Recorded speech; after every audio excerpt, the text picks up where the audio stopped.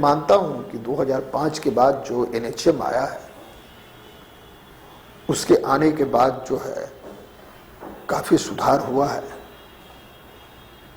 और उसके लिए जिला स्वास्थ्य समिति बनाई गई, जिलों का कंट्रोल करने के लिए। ये जिला स्वास्थ्य समिति के चेयरमैन होते हैं, सिविल डीएम होते हैं, उसके मानव सचिव जो हैं, सेक्रेटरी जो हैं उसके होते हैं, हमारे सिविल सर्जन होते हैं, और वहां पर एक और पद है डीपीएम का, जिला स्वास्थ्य प्रबंधक। तो उनको इसीलिए अपॉइंट किया गया है, ये प्रबंधन देखने के लिए।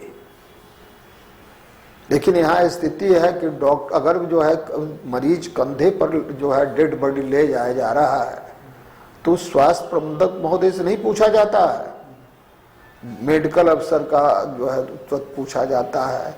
एक मोटरसाइकिल से ले जा रहा था तो मेडिकल अफसर का सस्पेंशन हो गया। तो ये स्वास्थ्य प्रबंधक की जिम्मेवारी है और मुझे कहने में जरा सा ही शक नहीं है कि ये स्वास्थ्य प्रबंधक पिछले 20 वर्षों से, कहीं 15 वर्षों से एक जगह जमे हुए हैं और ये बहुत बड़े शक्तिशाली हैं, बहुत मजबूत इनकी नींव है। इसलिए मुझे नहीं लगता है कि मुझे ये आश्चर्य होता है कि उन पर कार्रवाई क्यों नहीं होती है ढंग से, उनका स्थानांतरण क्यों नहीं होता है ढंग से। खास करके स्पेशलिस्ट डॉक्टरों की कमी है। तो स्पेशलिस्ट डॉक्टरों के लिए सबसे बड़ी बात है कि इतने टर्म्स एंड कंडीशन यहाँ है और जो वेतन का है, ये वेतन की कम वेतनमान में आपको स्पेशलिस्ट डॉक्टर नहीं मिलेंगे। और यहाँ तो और दूसरी स्थिति है बिहार में कि स्पेशलिस्ट डॉक्टर का जो वेतन सामान्य चिकित्सकों के बराबर है। इवन उस स्थिति में कि सरकार के द्वारा यह निर्णय ले लिया गया कि स्पेशलिस्ट का वेतनमान अलग होगा, लेकिन सारे लोग जानते हैं कि राज्य में कुछ अदृश्य शक्तियां हैं जो राज्य के जो सरकार के आदेश को भी जो है वो मानती नहीं है। अब उनको सामान्य चिकित्सक, स्पेशलिस्ट डॉक्टर हैं, उनको सामान्य चिकित्सक का मिल रहा है, वेतन मिल रहा है। तो ये बिहार की जो है स्पेशलिस्ट डॉक्टर के लिए या अन्य लोगों के लिए, डॉक्टर के लिए ये पूरी की पूरी स्वास्थ्य सेवा आकर्षणहीन हो गई है। नमस्कार, बुलेटिन ऑफ बिहार में आपका स्वागत है। आज हम बात करेंगे अपने खास मेहमान डॉक्टर रंजीत कुमार से। डॉक्टर रंजीत कुमार बिहार स्वास्थ्य सेवा संघ के महासचिव हैं, साथ ही साथ IDSP यानी कि इंटीग्रेटेड डिजीज सर्विलेंस प्रोग्राम के सर्विलेंस ऑफिसर भी हैं। डॉक्टर साहब, आपका बहुत बहुत स्वागत है। धन्यवाद चैनल में। धन्यवाद। और शुरुआत यहीं से करेंगे। डॉक्टर साहब, बिहार स्वास्थ्य सेवा संघ एक बहुत बड़ी ऑर्गेनाइजेशन है। बिहार की सारी स्वास्थ्य संबंधी जो सेवाएं चल रही हैं उनकी एक तरह से निगरानी भी करती हैं और उनमें क्या अच्छी चीजें हो सकती हैं, ये काम बड़ी ही उम्दा तरीके से करती है। साथ साथ आप IDSP के सर्विलेंस ऑफिसर भी हैं। IDSP जो संस्था है वो एक ऐसी संस्था है कि जो भी संक्रामक रोग हो उनके बारे में या उनका उपचार कैसे किया जा सकता है, इसकी रिपोर्ट सरकार को भेजती है। डॉक्टर साहब, क्या मैं सही हूँ? हाँ, वो IDSP के द्वारा जी आज एक नया IHIP करके पोर्टल आया है पिछले 2 वर्षों में जी, और वह नियर रियल टाइम इंफॉर्मेशन जो है सरकार को भेजती है, केंद्र सरकार तक वो जाती है। 33 डिजीजेस हैं। एस हुआ सिंड्रोमिक हुआ जिसको NM के द्वारा भरा जाता है, P हुआ जिसको डॉक्टर के जो पर डे देख रहे हैं उस आधार पर उनके फार्मासिस्ट हैं वो भरते हैं, और जो इन्वेस्टिगेशन होते हैं उसमें L फॉर्मेट हैं उसके द्वारा भरा जाता है, रिपोर्टिंग की जाती है। जी, ये जो आपकी ऑर्गेनाइजेशन है बिहार स्वास्थ्य सेवा संघ, इसके द्वारा 6 अक्टूबर 2022 को 1 दिवसीय OPD सेवा का बहिष्कार करने की घोषणा की गई। बहुत सारे ऑर्गेनाइजेशन भी और डॉक्टर्स भी इसका पालन भी किए और बोले भी कि नहीं, बिहार स्वास्थ्य सेवा संघ हमारे मांग को लेकर सही जा रहा है। इसमें जो मेन मुद्दा है वो है कि बायोमेट्रिक सिस्टम का आप विरोध कर रहे हैं। तो सर इस पर बताइए कि बायोमेट्रिक सिस्टम को तो आप देखिएगा, जो भी एक बड़ी कंपनी होती है या एक अच्छी ऑर्गेनाइजेशन होती है, इसके लिए तो एक अच्छी चीज़ है कि सरकार को सारा रिपोर्ट मिल जाए कि कौन एब्सेंट है और कौन प्रेजेंट है। तो इसमें आपकी तरफ से क्या आपत्ति है? देखिए, सर्वप्रथम मैं क्षमा चाहूँगा, जी 6 अक्टूबर को जी जो कठिनाइयाँ हुई आम जनता को, लेकिन किन परिस्थितियों में वो किया गया, जिस तरीके की घटनाएं हो रही हैं, जिस तरीके की स्थिति का सामना चिकित्सक कर रहे हैं, उसके पहले 27 सितंबर को जो हमारी बैठक हुई थी, तो सारे जो हमारे कोर कमेटी के मेंबर्स थे, उनमें काफ़ी आक्रोश था। विशेष रूप से 2-3 दिन पूर्व जो घटनाएं हुई थी, वहाँ पर चिकित्सकों की मारपीट की, चिकित्सक के साथ मारपीट की, और इस तरह की घटनाएं हमेशा होती रहती हैं।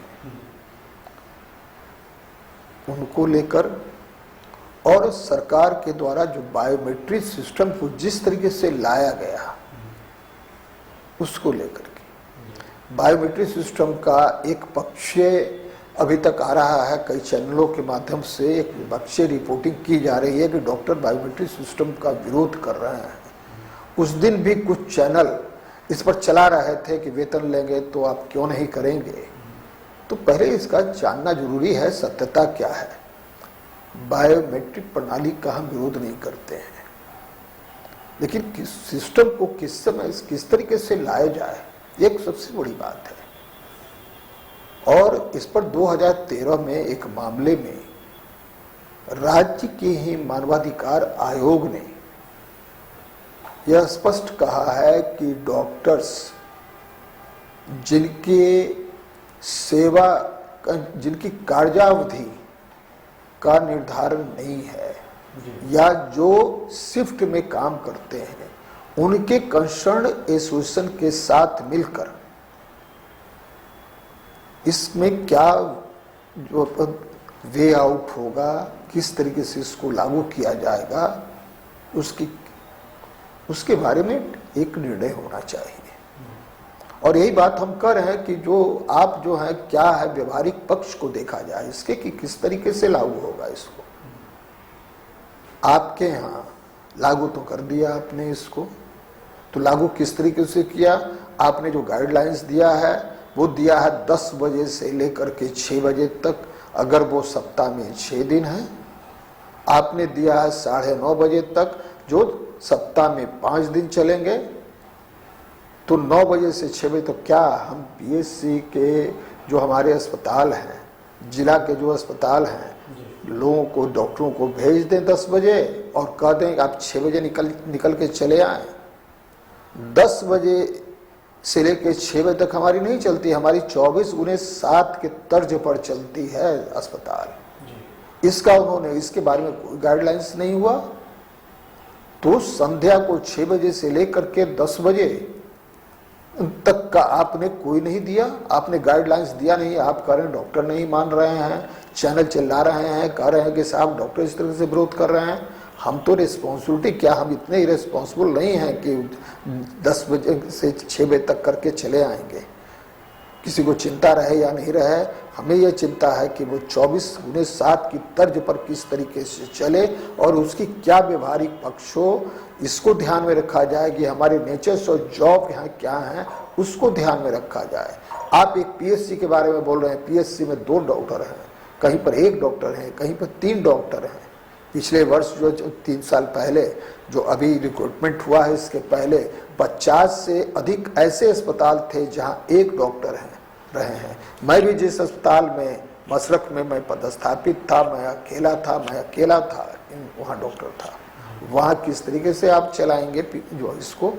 तो आप एचआर जो हैं कुछ जगहों पर डिस्प्रोपोर्शनेट हैं। आप कहीं 44 डॉक्टर रखे हुए हैं बिना मतलब का, जो सब रीजनल हॉस्पिटल में आप रखे हुए हैं। तो किस तरीके से होगा ये देखना होगा कि डॉक्टर की संख्या तो आप करेंगे, और ये एक टीम वर्क है, टीम वर्क है। मेडिकल प्रोफेशन अकेला डॉक्टर कुछ नहीं कर सकता है, उसके साथ टीम वर्क है। आपके यहाँ ड्रेसर नहीं है, आपके यहाँ ओटी असिस्टेंट नहीं है, तो इन सब जगहों को तो ये तो एचआर की जो होना चाहिए, एचआर की होनी चाहिए। कम से कम जितना मानव जो बल है जो रिक्वायर्ड है वो होना चाहिए, संसाधन होना चाहिए, और इसके पूर्व जो है आपके पास आधारभूत संरचनाएं होनी चाहिए मजबूत। सुरक्षा एक बहुत बड़ा महत्व का कारण है। आपने 8-8-8 अगर आप मान लेते हैं, 8 बजे संध्या में जाना और वहां से लौटना, सबों को जानकारी है कि बिहार की जो है 90% आबादी, 90% क्षेत्र रूरल क्षेत्र है। वहां से आने में शहरी क्षेत्र में या जहां पर रहने में एक समय लगेगा, घंटे 2 घंटे का रास्ता है, रास्ता भी ठीक नहीं है, और आपने कोई आवासीय व्यवस्था दिया नहीं है अस्पतालों में।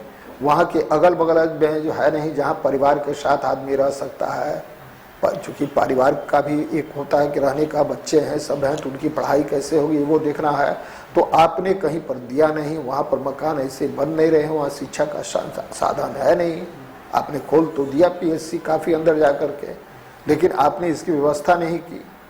तो रात में 8 बजे कोई महिला चिकित्सक, खास करके जो 2020 में और 21 में आई हैं, कम उम्र की लड़कियां हैं, वो आई हैं, क्या उनके लिए सुरक्षित होगा रात में 8 बजे से लौटना या 8 बजे वहां पहुंचना? इसका आपने कभी ध्यान नहीं दिया, एक बार आपने निकाल दिया।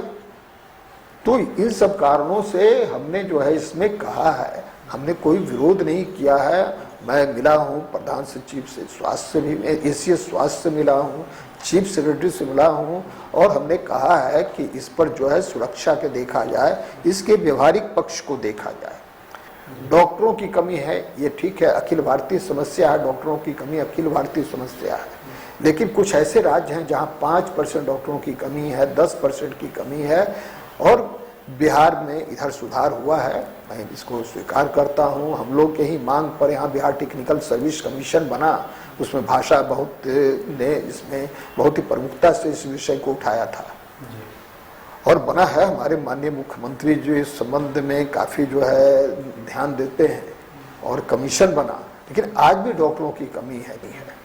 तो स्पेशलिस्ट डॉक्टरों के लिए सबसे बड़ी बात है कि इतने टर्म्स एंड कंडीशन यहाँ है, और जो वेतन का है, ये वेतन की कम वेतनमान में आपको स्पेशलिस्ट डॉक्टर नहीं मिलेंगे।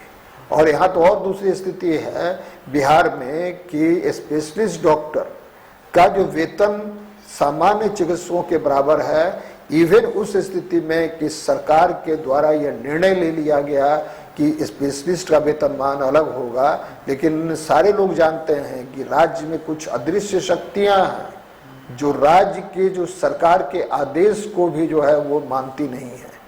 अब उनको सामान्य चिकित्सक, स्पेशलिस्ट डॉक्टर हैं, उनको सामान्य चिकित्सक का मिल रहा है, वेतन मिल रहा है।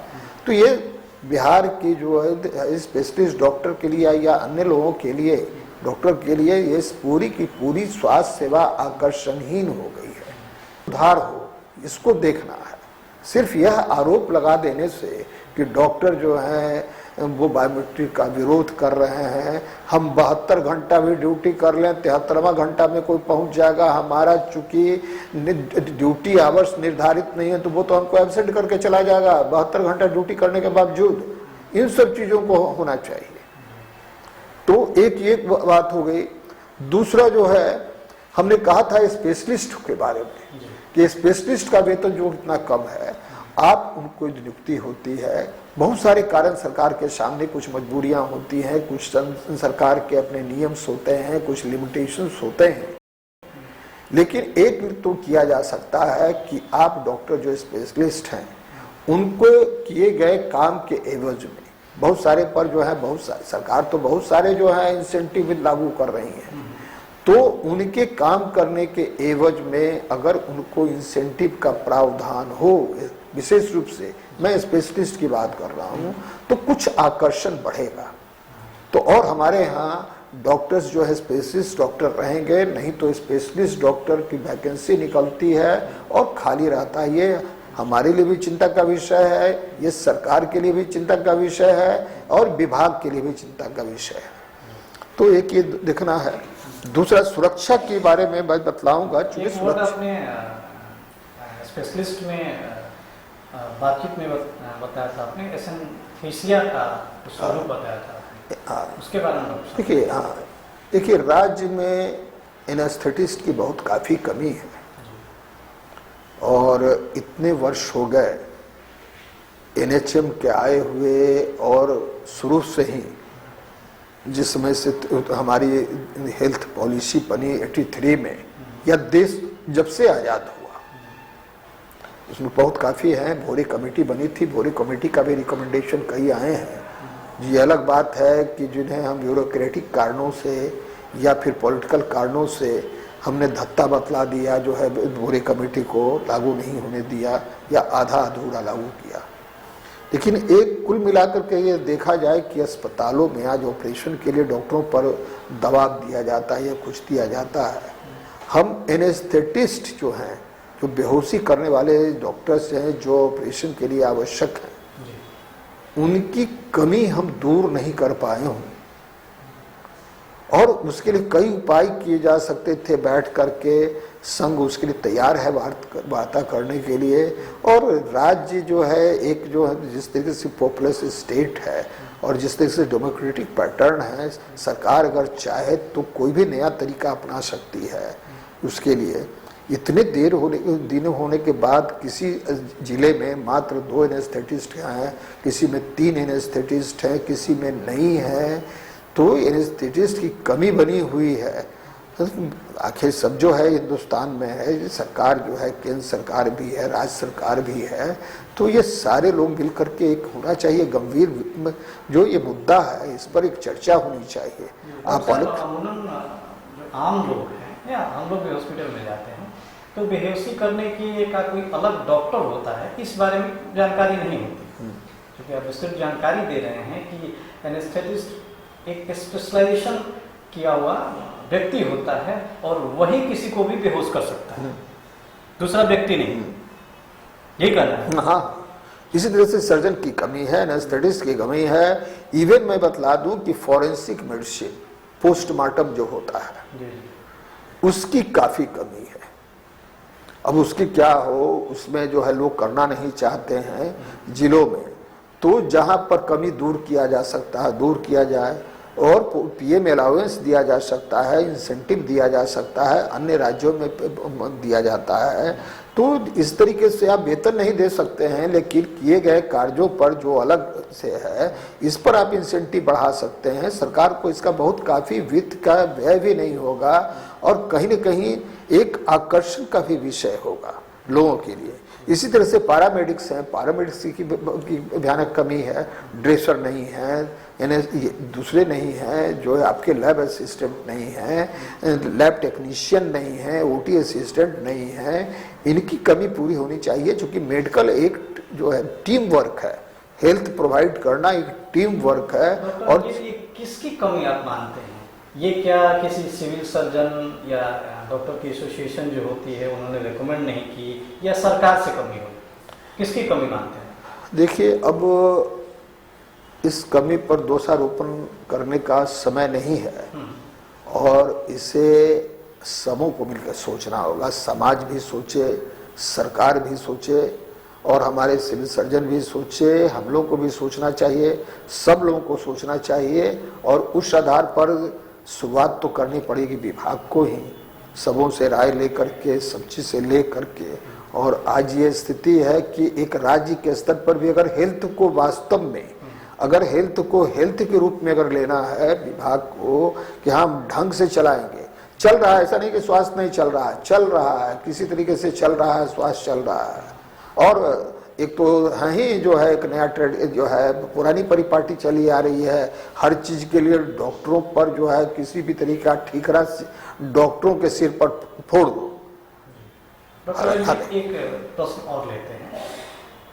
किसी भी सरकारी हॉस्पिटल में आप चले जाइए, कम से कम स्वास्थ्य की एक इतनी बड़ी पीएससी होती है वो, लेकिन आप उनके वॉशरूम देख लीजिए, सारे आपको गंदे ही दिखेंगे। यहाँ तक कि आप वहाँ पर जो सिविल सर्जन होते हैं उनके ऑफिस का जो पार्टिकुलर बाथरूम होता है वो भी गंदा दिखता है। तो एक जो सूबा होता है, मान लीजिए कि एक हॉस्पिटल है, तो उसका जो इंचार्ज होता है, उसका सर्वेजा होता है, वो सिविल सर्जन ही होता है।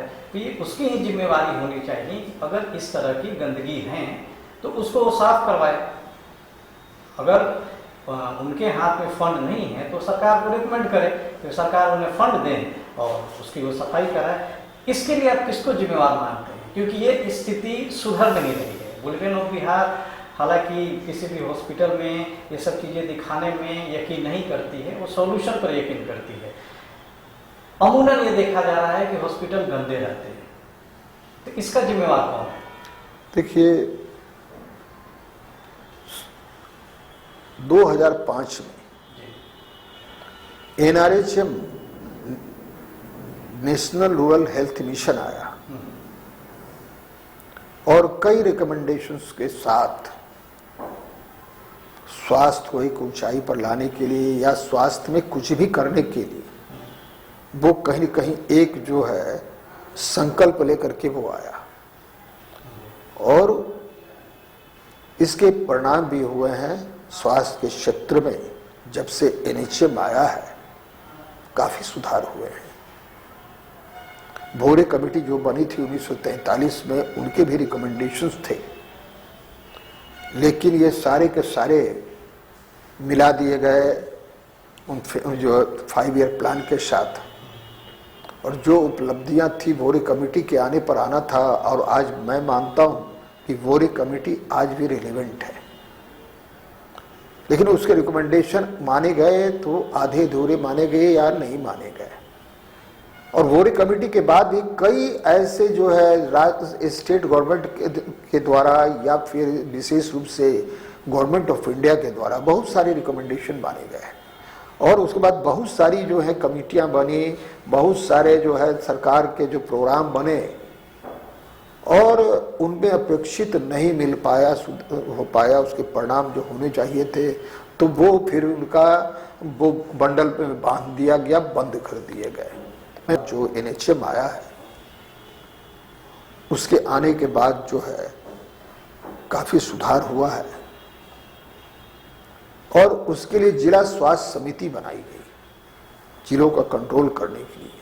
ये जिला स्वास्थ्य समिति के चेयरमैन होते हैं, सिविल DM होते हैं, उसके मानव सचिव जो है, सेक्रेटरी जो है उसके होते हैं, हमारे सिविल सर्जन होते हैं और वहां पर एक और पद है DPM का, जिला स्वास्थ्य प्रबंधक। तो उनको इसीलिए अपॉइंट किया गया है ये प्रबंधन देखने के लिए। लेकिन यहाँ स्थिति है कि डॉक्टर अगर जो है मरीज कंधे पर जो है डेड बॉडी ले जाया जा रहा है तो स्वास्थ्य प्रबंधक महोदय से नहीं पूछा जाता है, मेडिकल अफसर का जो है तुरंत पूछा जाता है। एक मोटरसाइकिल से ले जा रहा था तो मेडिकल अफसर का सस्पेंशन हो गया। तो ये स्वास्थ्य प्रबंधक की जिम्मेवारी है और मुझे कहने में जरा सा ही शक नहीं है कि ये स्वास्थ्य प्रबंधक पिछले 20 वर्षों से, कहीं 15 वर्षों से एक जगह जमे हुए हैं और ये बहुत बड़े शक्तिशाली हैं, बहुत मजबूत इनकी नींव है। इसलिए मुझे नहीं लगता है कि मुझे ये आश्चर्य होता है कि उन पर कार्रवाई क्यों नहीं होती है ढंग से, उनका स्थानांतरण क्यों नहीं होता है ढंग से। स्वास्थ्य प्रबंधक की और सिविल सर्जन की मैं जिलाधिकारी को दोष नहीं देता मैं इसमें, इसलिए जिलाधिकारी को पूरे जिले का देखना होता है। जिलाधिकारी आकर के अब मेरा वॉशरूम देखेंगे तब ये ठीक होगा। मैं ये उनके प्रति मैं मानता हूँ कि ये उनके प्रति ईमानदारी सोच नहीं है। लेकिन ये अस्पताल में मैं भी गया हूँ अस्पतालों में और एक अस्पताल की स्थिति नहीं है, ये पूरे बिहार के अस्पतालों की एक जैसी स्थिति है। और हमारे माननीय स्वास्थ्य मंत्री जो उप मुख्यमंत्री भी हैं, स्वास्थ्य मंत्री हैं, मुझे बहुत अच्छा लगा जिसमें उन्होंने कहा 60 डेज के अंदर ये होना चाहिए, अस्पताल को अस्पताल लगना चाहिए। ये उन्होंने कहा है, बहुत अच्छी बात है। लेकिन एक पहलू और देखें जो मुझे लगा है, और आज मैं बात कर रहा था कि जो डेवलपमेंट का नाम आया कि बनना चाहिए, तो ये नाम सुन करके कुछ लोगों की आंखों में चमक आ गई है। वो किस लिए आई अभी समझ रहे होंगे, हर चीज को बतलाना नहीं है। तो ये देखना होगा, और अगर नहीं होती है अगर इसके बीच में, तो ये देखना होगा, इसके कारणों को ढूंढना पड़ेगा कि 60 डेज में क्यों नहीं हुआ। ठीक है, 60 डेज में एक बार देखने के बाद जो उसकी रिव्यू तो होगी ही, एक 13, 14, 15 को होने जा रहा है, उसमें भी रिव्यू होगा। मैं भी एक जिले से जुड़ा हुआ हूँ, मैं वहाँ दूंगा, उसका रिपोर्ट ला के दूंगा। लेकिन देख करके एक मरते 60 डेज के बाद एक बार देखना होगा कि क्यों नहीं हुआ, क्या कारण थे, और उस पर कुछ निर्णय लेना पड़ेगा। और उसमें थोड़ा सा मुझे लगता है कुछ अप्रिय भी निर्णय लेना पड़े तो मैं उसमें सरकार के साथ रहूंगा, अगर अस्पतालों के सुधार की बात है तो। डॉक्टर रंजीत, बिहार स्वास्थ्य सेवा संघ के महासचिव के नाते आपका क्या रुख है प्राइवेट प्रैक्टिस पर? देखिए, मैं प्राइवेट प्रैक्टिस के विरोध में नहीं हूं, और मैं ये मानता हूं कि अगर प्राइवेट प्रैक्टिस भी कहीं लोग कर रहे हैं तो कहीं न कहीं वो जनता की सेवा कर रहे हैं, पैसे ही लेके कर रहे हैं तो जनता की सेवा कर रहे हैं। लेकिन जहां तक प्रश्न आता है गवर्नमेंट डॉक्टर्स की, मैं इसका कभी पक्षधर नहीं हूं कि डॉक्टर जो है प्राइवेट प्रैक्टिस अपने जो समय है नियत, ऑफिस का समय, उनके अस्पताल का समय, उस समय वो जो है अपने क्लिनिक में नजर आए। वैसे स्थिति में आप अगर देखेंगे ध्यान से तो न तो वो अपने प्राइवेट क्लिनिक पर पूरा ध्यान दे पाते हैं और न अपने सरकारी दायित्वों का निर्वाह कर पाते हैं। तो हमने उसमें कहा। और दूसरा चीज जो है प्राइवेट प्रैक्टिस जो है, उस पर आज राज्य में मैं बतला दूं आपको, बहुत लोगों को कंफ्यूजन होगा। आज राज्य में प्राइवेट प्रैक्टिस आज के डेट पर बैन है। लगा था, जो बैन लगा था 1989 में 88 में लगा था, वह आज भी कायम है। इंसेंटिव जो उसके दिए जा रहे थे एनपीए, वह विड्रॉ कर लिया गया, इसलिए कि कुछ लोग, आरोप है कि कुछ लोग पाए गए, न्यूनाधिक रूप से कुछ लोग पाए गए, ऐसा उस समय निकला था। हालांकि सरकार ने एक भी लिस्ट जारी नहीं किया, उसमें वित्त विभाग जिसने आरोप किया था कि कौन पाए गए, उस समय लौटा लिए गए। और जहां तक के एनपीए है, मैं बतलाऊंगा कि प्राइवेट प्रैक्टिस मैंने तो स्पष्ट कर दिया कि वो जो कर रहे हैं सेवा कर रहे हैं और अस्पताल में कर रहे हैं, लेकिन उनकी एक बड़ी लॉबी है जो प्राइवेट प्रैक्टिस कर रहे हैं और नौकरी भी कर रहे हैं। और कहीं न कहीं जो एक ये भी बात है कि अगर वो प्राइवेट प्रैक्टिस कर ले रहे हैं और उस समय अगर सेवा के अतिरिक्त अगर कर रहे हैं तो मैं इसे अच्छा मानता हूं। और ऐसी स्थिति में दूसरी तरफ जो लोग प्राइवेट प्रैक्टिस नहीं कर रहे हैं उनके साथ एक अन्याय यह हो रहा है कि एनपीए यह वेतन का एक हिस्सा है।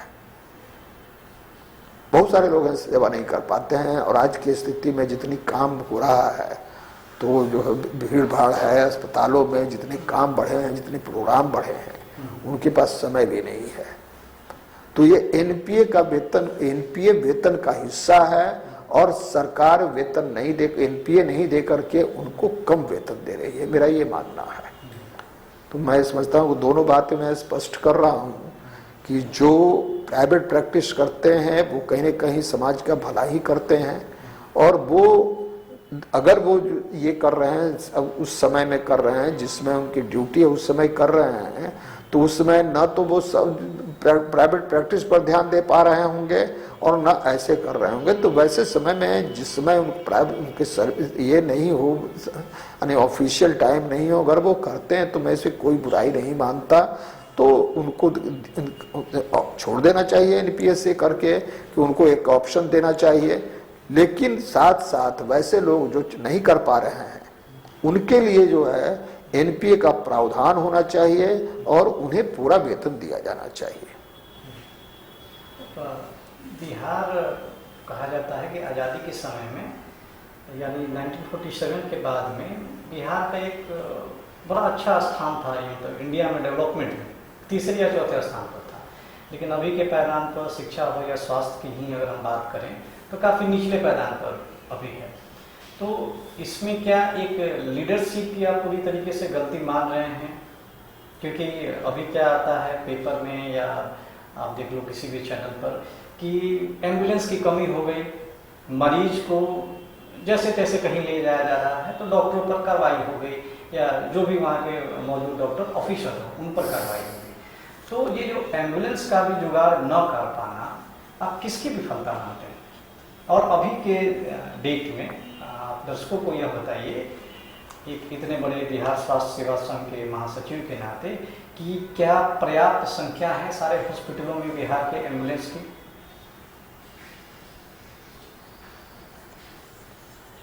देखिए, जहाँ तक बात है इंफ्रास्ट्रक्चर और संसाधनों का, एम्बुलेंस सहित आर्थिक दृष्टि से बिहार राज्य का स्थान क्या है वो आप समझते होंगे। आर्थिक दृष्टि से वो पिछड़ा हुआ है और जहाँ तक इस संबंध में हो रहा है, बिहार सरकार व्यवस्था कर रही है। एम्बुलेंस आज दिख रहे हैं, आज से 10 वर्ष पूर्व की जो स्थिति थी और आज मैं देख रहा हूँ कि एम्बुलेंस दिख रहे हैं। और बात है संख्या की, तो निश्चित रूप से यह जिस तरीके से देश की आज़ादी बढ़ी है, राज्य की आबादी बढ़ी है और जिस तरीके से रोज रोज नए नए नित प्रोग्राम आ रहे हैं और सरकार के द्वारा नई नई जो है प्रोग्राम लाया जा रहा है, सेफ मदरहुड का प्रोग्राम हो, उसके बाद सेफ जो है बर्थ का प्रोग्राम हो, इंस्टीट्यूशनल डिलीवरी का प्रोग्राम हो, इसको लेकर के एम्बुलेंस का एक महत्व हो जाता है। इसकी उपलब्धता का प्रयास किया जा रहा है और कई एम्बुलेंस अभी भी लाए गए हैं। पुराने कुछ एम्बुलेंस थे, कुछ जो थे उसमें भी कुछ कठिनाई तो है ही उसमें कि पुराने एम्बुलेंस थे, किसी उसके पहले जो स्थिति थी वो कॉन्टैक्ट पर थे एम्बुलेंस थे, बूढ़े एम्बुलेंस को लगा दिया गया था जिसके चलते कठिनाई होती थी। लेकिन उसमें प्रयास किया जा रहा है और जो स्थिति थी जितना पर एम्बुलेंस के मामले में एक दिन में उसको नहीं एकदम स्थिति लाई जा सकती है, हर चीज़ का होता है, क्योंकि सारे प्रोग्राम चल रहे हैं, हर प्रोग्राम पर ध्यान देना होता है। इसलिए उस मामले में संघ का कोई आरोप सरकार पर नहीं है कि एम्बुलेंस कितनी है, और उसमें हम लोग जो हैं सहयोग के पक्ष में खड़े हैं, उनके साथ खड़े हैं और प्रयास किया जा रहा है कि जितने एम्बुलेंस हो, अभी भी माननीय मुख्यमंत्री ने बहुत सारे एम्बुलेंस दिए हैं और आ रहा है और धीरे धीरे ये कठिनाइयाँ पूरी होंगी। इतनी बड़ी आज़ादी को और इस संसाधनों से और ऐसे आर्थिक हालात में अगर किया जा रहा है तो मैं इसे प्रशंसा का विषय मानता हूँ सरकार के लिए। डॉक्टर रंजीत, सिक्योरिटी एक बहुत बड़ा इशू हो गया है। किसी भी हॉस्पिटल में, अभी अमूमन कुछ दिन पहले ही सुना गया, किसी हॉस्पिटल में डॉक्टर को एक भीड़ ने मिलकर पीट दिया क्योंकि मरीज की डेथ हो गई।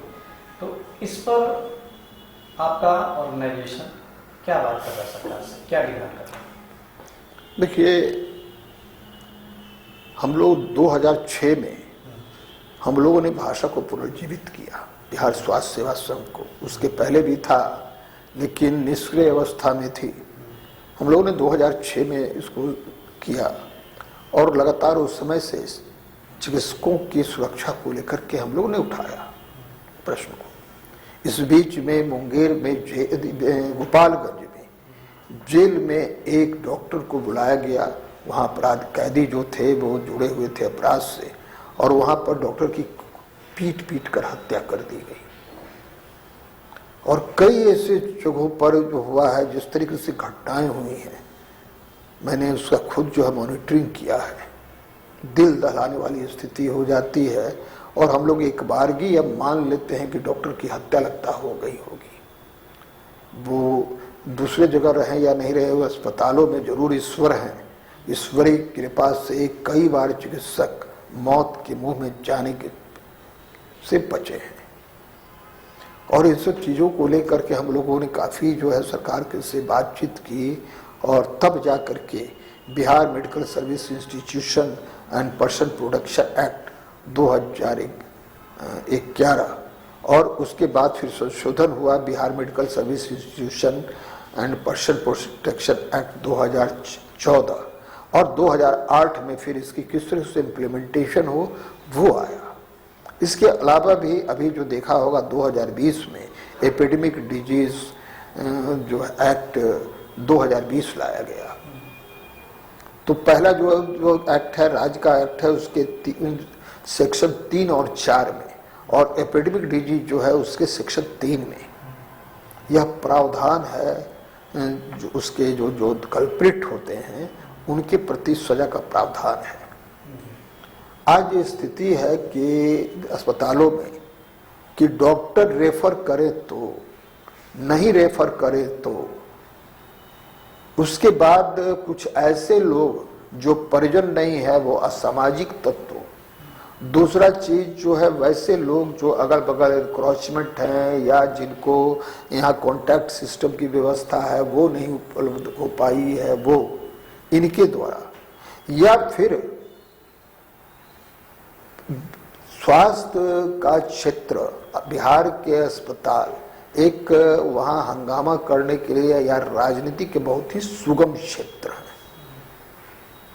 हम सुगमता हमें चाहिए हमको काम करने में व्यवस्था में, लेकिन वहाँ राजनीति करने की भी एक सुगम क्षेत्र बना हुआ है। उन लोगों के द्वारा जिस तरीके से हंगामा किया जाता है आ करके तोड़ फोड़ ये सारा चलता है। सरकार ने अपनी तरफ से किया वो एक्ट बनाया गया, दो एक्ट है, एपिडेमिक डिजीज एक्ट है, लेकिन इनके जो थाना है वो बहुत शक्तिशाली है। हम तो थोड़ा सा गलती करें तो पेपर में आ जाता है, आपके मीडिया के कई चैनल जो हमारे विरुद्ध में बोलना शुरू कर देते हैं, लेकिन जब हम पर अटैक होता है तो एक तो वो वहां पर पुलिस पहुंचने में 2 घंटा 2.5 घंटा लगाती है या फिर जो है उस एक्ट का प्रयोग नहीं होता है। सरकार के जो नियम हैं, सरकार के जो कानून हैं, उनका वहाँ उपयोग नहीं होता है। कई जगह हमने सुना है कि कहेंगे नहीं मैं इस सब कानून को नहीं मानता हूँ। और अभी भी आज जो है घटना हुई है एक विम्स में पावापुरी में रूरल हॉस्पिटल है, वो इतना अच्छा हॉस्पिटल है, वो हमने घूमा भी हूँ। वहाँ के सुपरिटेंडेंट भी बहुत ही सेंसिटिव हैं, लगता है उसको एक एक रूम को देख करके वो करते हैं। वहाँ तोड़ फोड़ की घटनाएं हुई हैं ये इस तरीके से। अगर उन ये सबसे 9 साल हो गए, 9 साल में सरकार को एक श्वेत पत्र जारी करना चाहिए। हर महीने 20 घटनाएं होती हैं अस्पतालों में, जिसमें से 5-6 घटनाएं निश्चित रूप से ऐसी होती हैं जो गंभीर होती हैं। सरकार एक बार ये प्रयास करे कि ये 9 वर्षों में सरकार के द्वारा जो हंगामा के विरुद्ध में, इस तरीके से घटनाओं के विरुद्ध में जो हुआ है, घटनाएं हुई हैं, उस पर पुलिस की क्या कार्रवाई है, इस एक्ट के द्वारा क्या कार्रवाई हुई है, उसका एक श्वेत पत्र जारी करे सरकार। तब पता चल जाएगा सरकार को कि हमने जो एक्ट किया उस पर क्या कार्रवाई हुई, थाना ने इस एक्ट को कितना महत्व दिया। सिक्योरिटी में एक और आ रही थी बात कि महिलाओं के लिए, लड़कियों के लिए आपकी जो एसोसिएशन है वो चाह रही थी कि उनकी रिपोजिशनिंग या रिसाइकलिंग की जाए। उस पर क्या तर्क है अपना, क्यों चाहती है आपकी ऑर्गेनाइजेशन? लेकिन सुरक्षा की स्थिति क्या आप जान रहे हैं। अभी तो हमने सिर्फ एक्ट की बात की थी। कुछ दिनों पूर्व, कुछ वर्षों पूर्व यहाँ सुरक्षा के रूप में दिया गया था होम गार्ड्स। अगर थोड़ा सा कहीं पर लगा ऊंची आवाज आई या किसी ने मजाक में ही या भय उत्पन्न करने की दृष्टि से अगर पटाखा छोड़ दिया तो वहां से सबसे पहले जो भागती भीड़ नजर आती थी, व्यक्ति नजर आती थी, वह थी ये होम गार्ड की। आज जो सुरक्षा एजेंसीज के द्वारा लिया जा रहा है ये भी असफल सिद्ध हो रहे हैं। और हम लोगों ने बहुत पहले हम लोगों ने कहा था, इंडस्ट्रियल सिक्योरिटी फोर्स के आधार पर हमने कहा था कि एक अस्पताल की सुरक्षा फोर्स हो। अस्पताल बहुत ही जो सेंसिटिव क्षेत्र है, जब इस तरीके से हंगामा होती है तो डॉक्टर ही नहीं, जो पेशेंट वहां रहते हैं उन पर भी इसका असर होता है। तो हम लोगों ने मांग किया था कि एक सिक्योरिटी फोर्स हो, सरकार स्वयं बनाए। सरकार के भी जो है उसमें पैसे बहुत खर्च हो रहे हैं, ऐसा नहीं कि पैसा नहीं हो रहा, हम लोगों को दिया जा रहा है, लेकिन मैं मानता हूं कि जो पैसे खर्च हो रहे हैं आज सिक्योरिटी के नाम पर, इनके रहने और न रहने से कोई बहुत अंतर नहीं पड़ना है। यानी एक तरह से मुझे लगता है कि पानी उसका दूसरे का दूसरा ओपिनियन हो, लेकिन मुझे लगता है कि पैसे पानी में बहाए जा रहे हैं। और इसके लिए हमने मांग किया था, हम लोगों ने मांग किया था इसके लिए कि आप जो हैं एक अपनी रिक्रूटमेंट के लिए प्रयास करें, कॉन्टैक्ट पर ही हो। बहुत सारे जो है रिटायर्ड फौजी हैं वो आ रहे हैं। उसके बाद यहाँ पर अगर देखा जाए तो जब एक सिपाही की नियुक्ति की बात चलती है तो उसमें लाखों लोगों की भीड़ रहती है, आ जाते हैं लोग, धक्कम धुक्का और होती है, ट्रेन से लेकर सब हो जाता है। अगर आर्मी का होता है तो हो जाता है। तो अगर करेंगे तो आपके यहाँ भी आएंगे। आप इसके लिए होम डिपार्टमेंट को आप दे दें कि आप जो है इसमें भर्ती करने के लिए उनके द्वारा करवाएं। उसके बाद अगर वो हो जाता है तो पुलिस डिपार्टमेंट आपकी है, पुलिस डिपार्टमेंट उसका ट्रेनिंग दे देगी। तो इस तरीके से जब आपके अपने फोर्स हो जाएंगे, वो जब उस पर सरकार का मुहर लग जाएगा तो वो जो है ज्यादा प्रभावशाली हो पाएंगे। आप कांटेक्ट पर ही लीजिए, कांटेक्ट पर ही करके इस तरीके से व्यवस्था करवाइए, उन पर लीजिए, जितने पैसे आप अभी दे रहे हैं उसी पैसे को खर्च कीजिए और उनको आप अस्पतालों में, मैं ये नहीं कहता कि एक बार में कर दीजिए, फेज वाइज आप करें, जो सेंसिटिव क्षेत्र हैं उन पर करें, जिला अस्पतालों में करें, अनुमंडलीय अस्पतालों में करें, आपके CHC है वहाँ पर करें, और वैसे वैसे जो क्षेत्र हैं वहाँ पर आप कर दें। तो इस तरीके से फेज वाइज में होगा। अभी तक हम लोग असुरक्षित हैं, कुछ क्षेत्र पहले सुरक्षित होगा, उसका दूसरा क्षेत्र होगा सुरक्षित। तो आप अपनी व्यवस्था करें। दूसरा प्रश्न आपका था महिलाओं का, जो है जो मूल प्रश्न आपका है। देखिए 2020 में और 21 में जो अपॉइंटमेंट हुआ है उसमें अच्छी संख्या में लड़कियां हैं या कम उम्र के जो हैं डॉक्टर, उन लोग चुन के आई हैं। और उन लोगों का जो पदस्थापन इस बार जो हुआ है, खास करके 21 में दूर दूर गांव में हुआ है। अब आप जिसे आपने कहा कि रात में 8 बजे ड्यूटी का चेंज होगा, तो इस एक गंभीर प्रश्न है, सोचने का विषय है और इसके लिए एक चिंतन का विषय है। बिहार स्वास्थ्य सेवा संघ के लिए हमने इस बात को उठाया है कि उनको आप सुरक्षित करें, इसलिए कि अगर कोई घटना हुई, 2-4 घटनाएं हुई, तो उस स्थिति में आप समझ सकते हैं कि क्या स्थिति होगी बिहार में। और बिहार की स्थिति, उस स्थिति में स्वास्थ्य व्यवस्था लगभग चरमरा जाएगी। और मैं बतला रहा हूं कि मैं भी इसको रोकने में सफल नहीं हो पाएगा जो स्थिति बनेगी, और सामाजिक भी स्थिति हो जाएगी। इसलिए ऐसे समय में इसको संभालने की जरूरत है, और इसलिए हमने कहा है कि इसको रिकंसाइलेशन ऑफ पोस्टिंग करें लेडी डॉक्टर, और जो हमारे जो ये रीपोस्टिंग करें, और दूसरे भी जो डॉक्टर्स हैं जो नाइट शिफ्ट की बात है, पट्टा में हम एक्सेप्ट करते हैं, पट्टा में कर दीजिए ना, 10 बजे से 5 कर दीजिए, जहां पर कहिएगा वहां हम स्टार्ट करवा देते हैं, कोई विरोध नहीं होगा। कल से शुरू हो जाएगा, आप हमको लिस्ट दे दें, मैं वहां बोल देता हूं। लेकिन उन ग्रामीण क्षेत्रों में अगर 8 बजे कहेंगे कि हम 8 बजे करेंगे, तो इस तरीके से डेमोक्रेसी में का इस तरीके से उपयोग अच्छा नहीं है।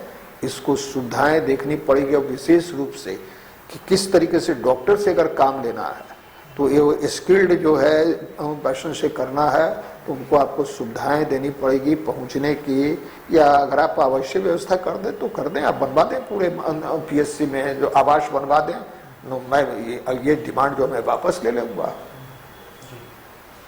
डॉक्टर रंजीत, बहुत सारे डॉक्टरों से मैंने बात की PSC में भी, एक बड़ा गंभीर समस्या उनके साथ आ पड़ती है जब एक ब्यूरोक्रेट्स उन्हें अपमानित करके चला जाता है। उनको यह लगता है कि वो इतने दिनों से और काफ़ी बीपीएससी के थ्रू ही हैं, वो भी बीपीएससी के थ्रू है, और एक नया लड़का जो बीपीएससी के थ्रू एसडीओ हो या वीडीओ हो, वो उन्हें बदतमीजी से या अपमानजनक तरीके से बात करके चला जाता है, तो उसको यह सहन नहीं कर पाते। तो इसको रोकने के लिए आपकी ऑर्गेनाइजेशन क्या कर रही है? देखिए, ये बिहार स्वास्थ्य सेवा संघ के लिए यह एक गंभीरतम विषय है। राज्य के चिकित्सक